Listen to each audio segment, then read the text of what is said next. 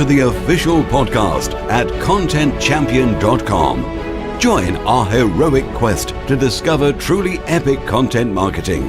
Introducing your host, the content champion himself, Loz James. Hi guys, welcome to episode 48 of the Content Champion podcast. Thanks for listening. On the show this time, I'm delighted to be speaking with globally recognised digital marketing ace, founder of Two Trees Marketing and Inbound Ascension, an all-round great guy and friend of the show, Daniel Daines-Hutt. Daniel has many strings to his bow when it comes to online marketing, but it's his expert knowledge of Facebook retargeting that I want to tap into today. A subject I know lots of Content Champion listeners would love to get to grips with in terms of driving more targeted visitors to their online businesses and getting them to convert. Daniel has developed a fantastic process to master all this, which he calls the Facebook phishing formula, a technique he's been using to get just ridiculously great results. As I said, he's also been a great supporter of this show for the last couple of years, so I was doubly pleased when he agreed to come on. Let's dive in. Thanks for coming on, Daniel. Thanks for having me, Loz. Now, you're an internationally recognised digital marketing consultant and the founder of Two Trees Marketing and Inbound Ascension, and you're also a highly skilled Facebook retargeting specialist. And it's this subject we're going to focus on today. Now, I'm by no means an expert on retargeting, but like many people, I'd love to know how to get it right. So we'll dig down to that soon. But first, could you share your backstory with us, please? Definitely, and it's a pleasure to be here. Thank you for having me again. So, my name is Daniel Daines-Hutt, and as a disclaimer, I'm a huge retargeting nerd. So, originally I was an engineer by trade, but like many people, you read the 4-hour work week and the $100 startup, and it's pretty much downhill for your career from there. You want to do something else. I traveled around the globe. I spent time in Paris, in France. I was in Munich, in Germany, Canada, US, and now I'm finally in New Zealand. So yeah, if anyone's not aware, New Zealand's totally beautiful right now. It is just coming into summer, and I live at the base of a volcano on a peninsula, so it's pretty amazing. What happened, bit of a backstory, is I fell in love with New Zealand and I wanted to stay here. And the only way at my age was to apply for an entrepreneurship visa. So I was trying to rack my brains about what I could do. I set up a clothing company, and within about 5 weeks, we were in 5 stores and we're doing very well. That led to a lot of interest for us to do marketing online for other businesses and things like that, because I quit my job. I was making, a couple of $1,000s a week at the time. And after that, I started getting into affiliate sales and online sales, and yeah, it got pretty busy from there. One of the main issues I found, though, was a lot of the people we could get traffic for and we could get visitors to their website, but they couldn't convert. And I wanted to really help with that. I wasn't happy just delivering traffic to these people. I also wanted them to make as many sales as they could. So I started playing around with retargeting. I set it up, first of all, without really reading any of the information out there. And on a low traffic page, I think we had around 20 visitors. We did around $1,200 in sales for about $6. So I kind of looked into that and I was like, okay, well, that's pretty good ROI. Maybe I should focus on this, see how I can make it better. And I had a look around, and a lot of the information out there was it was either very generic or it was designed to sell third-party tools, like affiliate tools. I think a lot of that came around because retargeting traditionally was just for very large businesses, big media powerhouses kind of thing. It frustrated me that the content out there wasn't really doing what it should. It wasn't the best thing that I could find for people to actually help them get along, because you don't, in all honesty, need a lot of those tools to make it happen. And so I started blogging about it, and that's how Inbound Ascension started. Now, you mentioned there New Zealand, country of beautiful natural landscapes, and also got to mention this because we just had the Rugby World Cup. I love rugby, the all-conquering All Blacks. Now, it must have been some party over there when they won. It was insane. I was actually, I was in Adelaide at the time with a client, and I got back just in time for the final about an hour before. It was absolutely amazing. It's almost like religion, rugby here. They do it at all ages, basically from the time they can actually start playing. It's just a totally different sport. I don't think they've actually stopped celebrating yet. It's really cool that they let them do the haka before the game, because I think a lot of people perceive it as a bit of a flourish or, a bit of a challenge kind of thing. But it's a really big part of the culture here. And there's many different types of haka, and they're taught in primary schools. And it's a way of kind of keeping their heritage alive, and it really fascinates me. Jonah Lomu passed away a couple of days ago before we're recording this. He was a legend, wasn't he? A real sporting hero of mine. It's crazy. At 40 years old. Yeah, the whole country is just kind of in mourning for him. Yeah, well, it's a beautiful game and they played it really well. Yeah, I'd just love to come to New Zealand someday. So that aside, let's jump into the subject of today's show. We're talking about Facebook retargeting. So tell me about your Facebook phishing formula and how it achieved a 7,500% ROI for a single campaign in just 24 hours. Yeah. So Facebook phishing formula, basically being able to retarget to visitors who visited your site. So the main issue I see with people selling online is this: we don't sell online like we do offline. And I think that's a really big mistake, especially for high-end services or products that are maybe non-impulse buys. On average, 98% of your site traffic is going to leave without making a purchase, because I think a lot of sites have kind of who they are and what they do, and there's a huge disconnect in between that. Retargeting allows you to track those visitors, and then you can kind of remind them or sell to them on other sites at a later date. And if you think about it, it makes perfect sense that 98% will leave, because you don't just walk into somewhere and purchase an item immediately. There needs to be some kind of relationship built, a level of trust or interaction and awareness has to grow.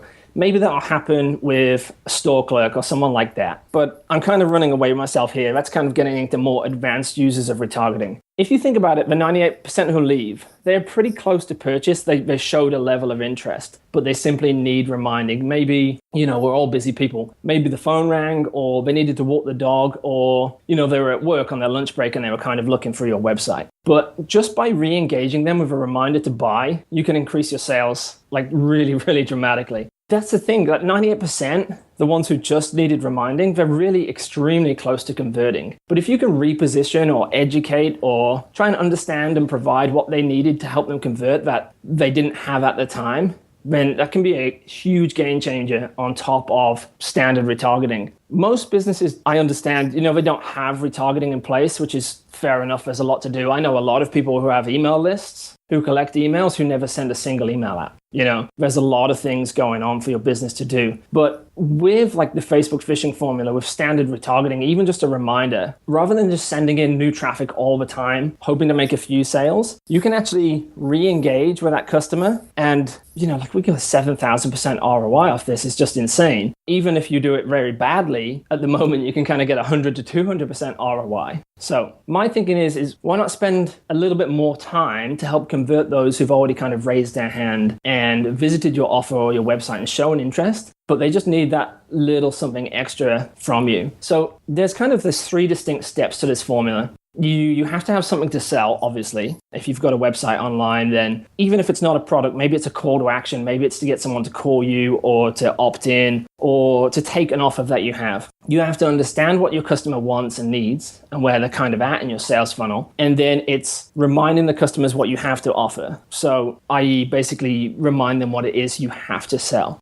Let's start at the beginning then with the having something to sell stage. How does this pan out, Daniel? A lot of people, when they think of retargeting, they think of e-commerce, basically. I think that's where a lot of the information people will see, you're getting more sales and things like that. I think just having retargeting in e-commerce is a huge opportunity to all businesses. If it's just like software as a service, if you're B2B, if you're B2C. The main thing is you have to understand that everyone has something to sell. Yourself, Loz, as a professional copywriter as well, you have your services to sell. Now, you don't have a product that they buy for that service, but you'll have an opt-in form to get a consult to then lead in. So you have to try and understand the different levels that you can interact and engage with them and set up systems to try and bring them back, because no one's ready to buy right there and then.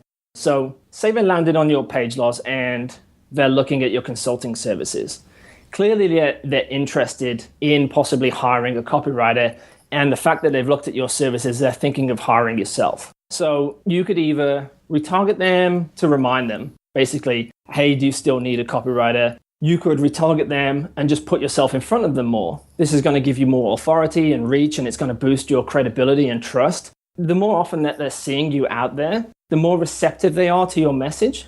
Retargeting is it's a form of advertising and also marketing. You can re-engage, you can stay top of mind, but it also works on a lot of psychological principles. You can build authority by repetition. They see you there over and over. the more you start to see something, the more you start to believe it's true, the more you start to build trust in that thing. So now that they've seen your offer more often and your authority's been boosted, it's so much easier to actually get that person re-engaged, to get them to come back to you rather than you having to chase them so much. And it's very easy then to also charge the value of what it's worth. So like I say, if you have something for sale, like if it's a connection to be made, a call to action, and those people they've already visited you and shown at least some level of interest, the relationship is possibly not where it needs to be, but you can use retargeting to build that relationship up. You can start to continue that conversation. Okay, so that's step one. Step two then, understanding what your customer wants and needs and where they are in your sales funnel. Can you give us an overview of what we need to look at here, moving on from what you've just said? Yeah, definitely. Understanding what your customer needs, it's really key in your retargeting and marketing or repositioning to your audience. It's really a core principle in marketing if you think about it. You really need to understand who your audience is and what their desires are, what their goal is. Because you also need to logically look at your sites and your products, engage what they want, but also their level of interaction. So how warm are they? How warm is this person if they visited there? Let's say you could track and you know that they immediately came straight to your product, but they haven't looked at anything else on your site. Would they be as warm as someone who visited your homepage, who read 3 pieces of content, who moved across to look at solutions, who then looked at different products and things like that? So you have to gauge that level of interest. If you try to sell too soon, then all you're going to do is you're going to push them away. You know, this goes back to the old school, this is who I am and this is what I sell kind of websites. But you can break this down into key points on your site. I like to think of them as journey markers. I used to go to school in Shrewsbury, which is kind of an old Roman town in the UK. And you would often see those kind of road markers still there, but the Romans left, where it was X amount of miles to London kind of thing. If you can understand those key stages in the journey, those roadblocks, those friction points, what you can actually do is you can provide solutions at those roadblocks and then visualize them as a point in that journey. So once they've got to one point, you now know how to move them to the next. Once you've given that solution, you now move them to the next. So you're building up this relationship. I was listening to one of your episodes actually this morning on the way here about behavioral email marketing. And it's the same thing where we're trying to understand your audience and the behaviors they've taken and then move them along to the next logical step, not just trying to sell to them immediately. So how far have they progressed towards becoming a customer? Like I said before, if they landed on your consulting page, chances are that they're close to looking at someone to hire. I kind of break down the buyer cycle as this. Someone's aware of a problem. They kind of start to seek a solution. Then they start to evaluate different options. They'll decide to take an action, they'll make a purchase, and then they have that after purchase reflection. Now, that cycle's pretty much the same for every business, but it definitely changes for what you have to offer and for every lead to your site. Some will actually jump straight to the end and buy. For them, it's a no-brainer. It makes total sense. Or maybe their pockets are deeper than others, and for them, it can be an impulse buy. Others will take much longer to get to that point. You've just got different types of customers. Say you're doing like a product launch, it's not until the last day when the scarcity kicks in and you'll do 60% of sales. Now, all of those people who bought, that product is going to do the exact same thing for them and they all want it for the same reason. But you have to try and understand what their emotional connection to it is so that you can provide that so that you can help move them towards a sale. In content marketing terms, if you're not doing this, you're really kind of wasting your time, aren't you? Definitely. It's basically the old content funnel, the sales funnel. You know, you're getting in a cold lead, you're moving them to warm, then you're providing content to move them to hot. That's great, and we know it works. But the thing is, there's so much distraction happening nowadays, and there's so many things happening. How do we ensure that they move from one stage to the next? Yes, we can collect their emails and we can deliver the content via email. But what if you could retarget to them the next piece of content in the sequence? What if you could actually automatically track so that that content is being delivered based on the actions they've taken? I know that if they've read Article 1 and Article 2, then Article 3 is going to make sense. If at some point they jumped across to the product, then they possibly want Article 5 or Article 6 because they're much closer to purchase right now. The beauty is we can set this up on semi-automation where they're only seeing the information they need based on the actions that they've taken. So we've got this process in place that's making a sale, the pre-sale kind of retargeting. We can actually deliver that content to them to move them across. I still think you should collect email because I think that being on multiple channels at once boosts your authority. This is a beautiful thing. We can deliver that content on our automation to move them across to deliver what they need, but at the same time, we're also advertising to them. We're staying top of mind. We're boosting authority and reciprocity and so many different psychological triggers all at the same time. So for a solopreneur, this is absolutely brilliant because you've basically got an automated salesperson working for your business. So it's all about understanding your audience and what they need, and then it's just a matter of measuring that and giving them what they need to move them along.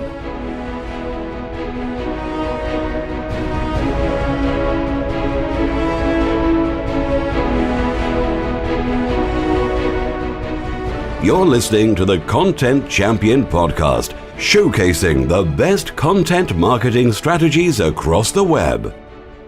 We're back with Daniel Daines-Hutt.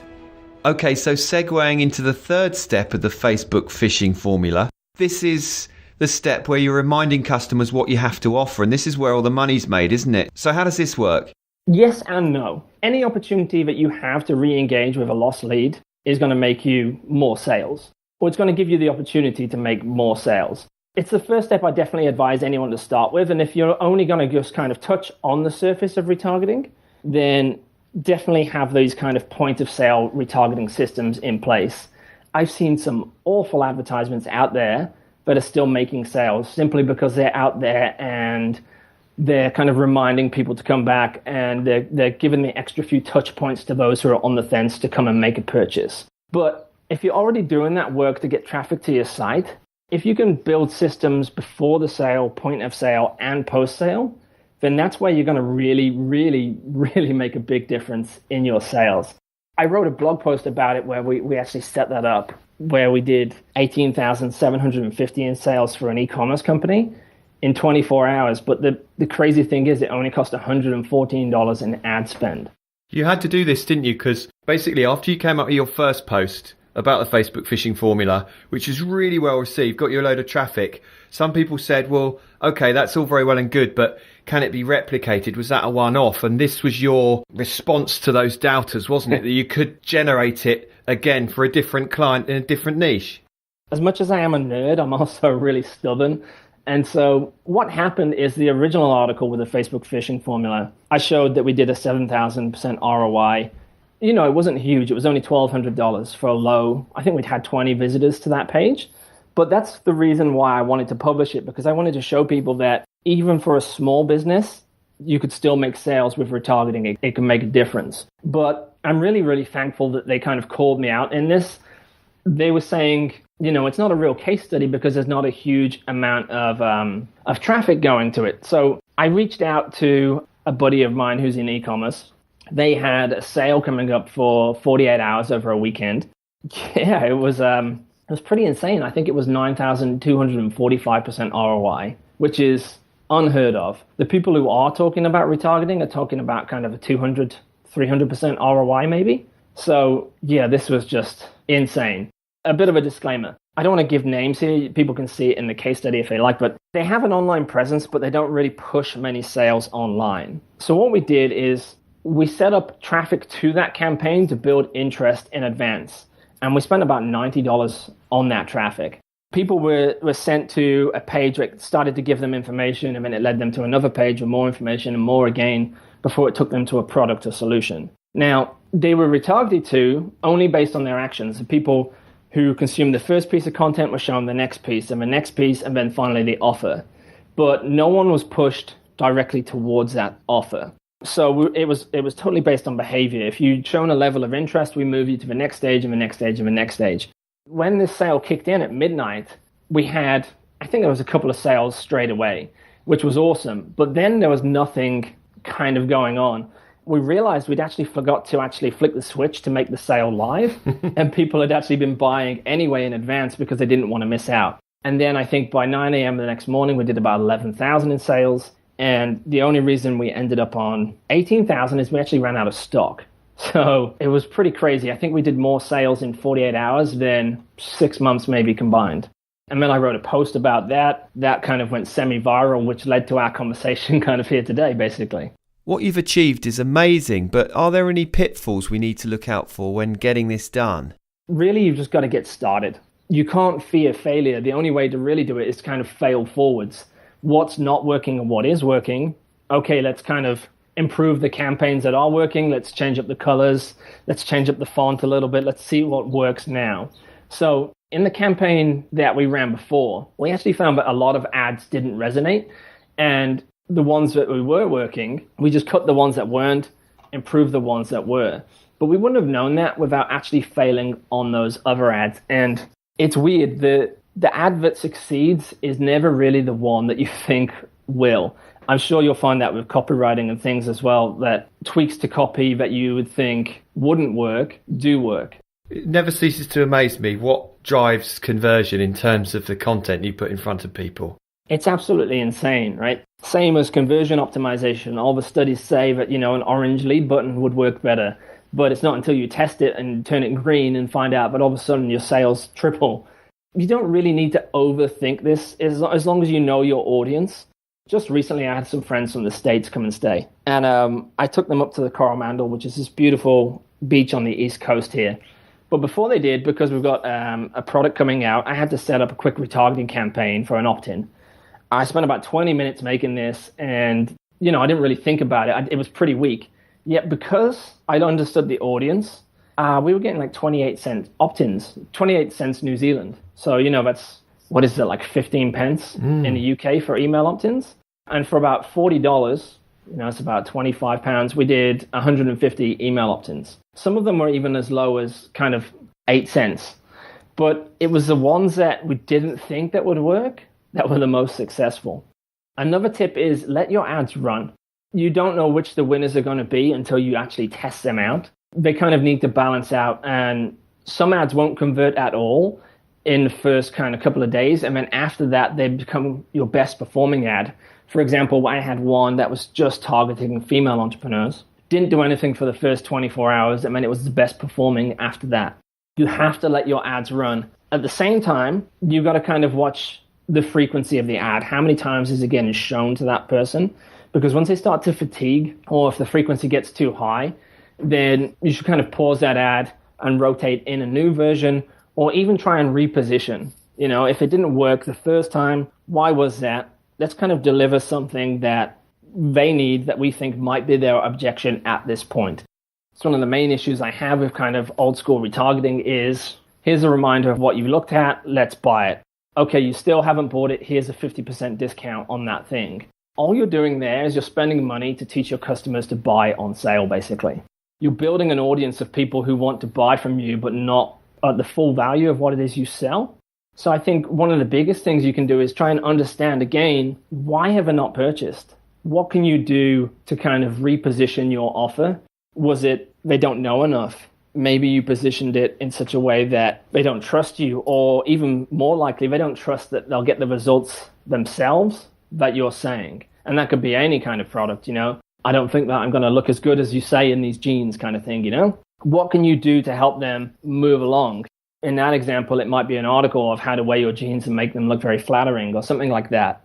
You have to try and understand what it is to reposition to move them along. So even if you just got into your Facebook today, set up a reminder, and it's an image of your face saying, hey, did you need a consultant? Even if it was something like that, you're still going to be making conversions for kind of pennies on the dollar. You've got to measure them, and you've got to turn them off and on and kind of rotate something else in. But you've got to get past that fear of even trying retargeting, because it is absolutely huge right now, the amount of sales you can make. Giving up at the first hurdle with that customer is the craziest thing you can do. Paying for traffic, creating content, bringing them in, and then not actually trying to understand why they didn't buy and help them move towards a purchase afterwards. It just seems totally logical, but I think it's one of those things where until you hear it out loud, you go, oh yeah, that makes total sense. If you listen to this podcast and you go out and you want to start retargeting today, obviously you can read through the article, but set up a simple campaign, just get it running, try and understand why they didn't buy, or even just try and remind them and say, hey, did you need this? Do you need help with this? Can I help you with XYZ? Did you need help ordering? Something like that. Even just a simple reminder, you're going to get so many more people come through and purchase who you just were not going to get the first time around. In the second article, we had a few people who kind of took action on this. And we had one guy who set it up, and he literally followed it step by step. I think for about $2, he did $105 from an affiliate site, which was like the very next night. Within 12 hours, he'd made sales that he hadn't made before. Another guy, Danny, who I absolutely love because he got me a testimonial like this, he was launching a product of his, and he's a very smart guy, and he took the steps that we used, and he tracked 21% additional sales that he wouldn't have made if he didn't have these systems in place. That was an additional 16,000 in sales for him, not total, but additional, simply by having retargeting in place that he hadn't had before. So you got to do it, basically. It's fascinating listening to your process and how you learned your way into it. And it's very aptly named, because I'm thinking now about the New Zealand countryside. I'm thinking about the Scottish Highlands where I go fishing for brown trout. I'm thinking about being in that boat with my line out, my finger on the line, feeling that line to see if there's anything biting. And it's a similar sort of thing. And you've really kind of taken those hints along the way and then tracked back and looked at what was working, what isn't working. You have a feel for this, don't you? Because you've learnt your way into it. Definitely. I jumped in without reading any kind of content on this. I do have a background in sales all through university and things. I worked in retail. I took those processes, that kind of the best way to sell in person, and move them across online. You know, it's not kind of Jordan Belfort, why don't you buy, why don't you buy, why don't you buy? It is, but instead it's what do I need to provide to make the best possible service I can without being pushy. So, you know, like if you needed that one thing, then you probably need this information and this information to help you make that purchase. And if you're not ready for that yet, I'm not going to push it on you.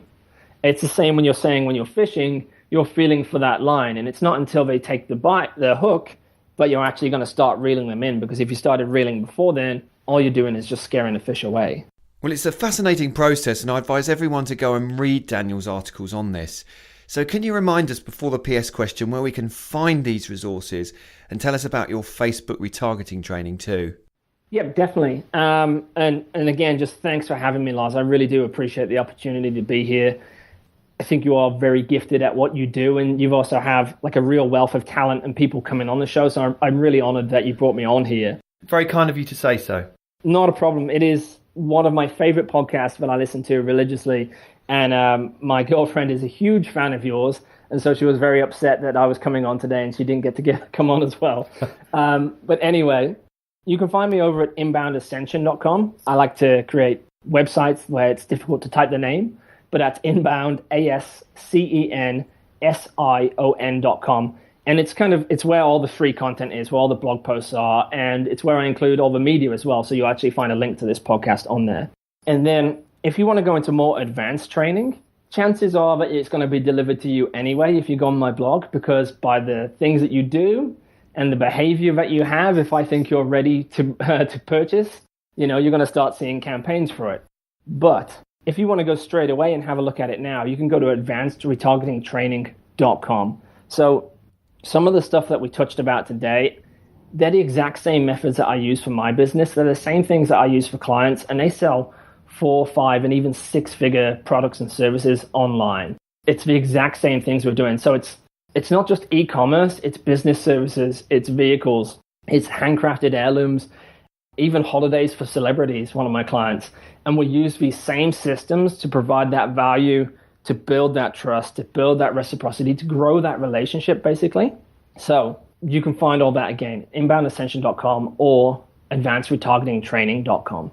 Wait for it, listeners. Here comes the PS question. In addition to your amazing Facebook retargeting techniques, can you give us another advanced content marketing tactic that listeners can use right after this show? Definitely. First off, never stop learning and never be afraid to fail, because it's the most productive thing that you can do for your business. It's one of the biggest things that holds back small entrepreneurs, basically small businesses. Learn to write, learn to sell, learn to understand your audience. And if you can spare $20 for some coffee, go and sit with your audience and just really learn what they need and who they are. But in terms of content marketing directly, the biggest tip, and it only came to me kind of 6 months ago, work backwards from your end goal. So what's the goal? What's the product? What are you trying to sell? what questions or objections would your clients have to get to that end goal? And what content would you need to create to remove those objections, to turn those roadblocks basically into those journey markers? If you can work backwards from that goal and provide what they need, and even better, if you can tie it into a sequence of content, into like a sequence of events, it's going to be easier to write. It makes total sense for your reader, and it's easier for you to plan out. And it takes them on a path that won't force them, but it'll nurture them to believe what you believe. It turns those roadblocks again into journey markers. Well, that's a brilliant answer to the PS question. A fantastic conversation. I'd like to thank you, Daniel, for your support and for your time today, and wish you every success in future. Thank you very much, Loz. Yeah, I look forward to all future episodes. You've been listening to the Content Champion Podcast, available at contentchampion.com, Stitcher, Zune, the BlackBerry Network, and on iTunes. Until next time, thanks for listening.